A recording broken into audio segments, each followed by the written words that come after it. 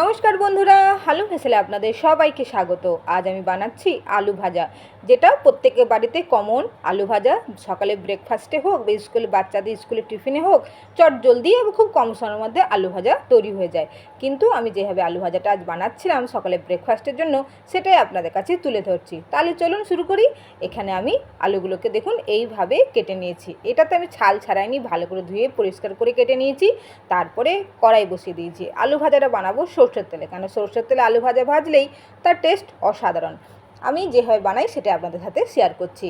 সরষের তেল দিয়ে আমি দিয়ে দিচ্ছি শুকনো লঙ্কা। শুকনো লঙ্কাটা একটু পেকে উঠলেই দিয়ে দেবো আলুটা আমি লম্বা লম্বা করে কেটেছি, একদম পাতলা নয় একদম মোটা নয়, মিডিয়ামের থেকে একটু পাতলা পাতলা করে কেটেছি। এটাকে ভালো করে আমি তেলের সঙ্গে নেড়ে চেড়ে নেবো। এটাকে ধীরে ধীরে একটু ভেজে নেব। তারপরে এর সাথে আমি অ্যাড করব বেসিক যে মশলা, সেই মশলা বলতে ধনে গুঁড়ো জিরে গুঁড়ো নয়, নুন, হলুদ গুঁড়ো, লাল লঙ্কার গুঁড়ো, আর দিয়ে দেবো পরিমাণ মতো নুন। সব কিছু দিয়ে ভালো করে এটাকে একটু নেড়ে চেড়ে নেবো আর মিডিয়াম আঁচে এটাকে ভাজতে থাকবো। এই সময় এটাকে পেঁয়াজ দেবো না, এখানে মেন উপকরণ পেঁয়াজ দিয়ে ভাজি। নিরামিষ হলে পেঁয়াজটা অ্যাভয়েড করি, নাহলে পেঁয়াজ দিয়ে মিডিয়াম আছে এটাকে ভাজতে থাকবো।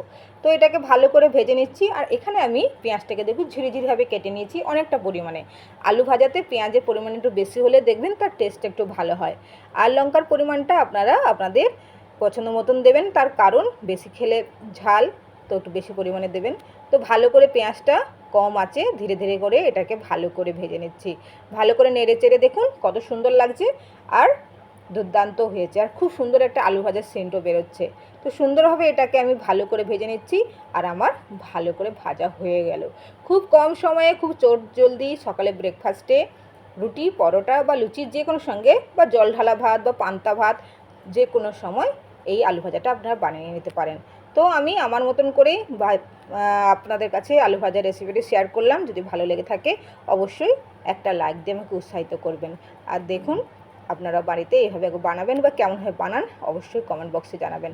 তো সুন্দরভাবে রেডি করে দিলাম প্লেটটা, দেখুন তো দেখতে কেমন হয়েছে। পারলে আপনারা কাঁচা লঙ্কাও দিতে পারেন, আমি শুকনো লঙ্কা দিয়েই বানাই বলে শুকনো লঙ্কা দিয়েছিলাম।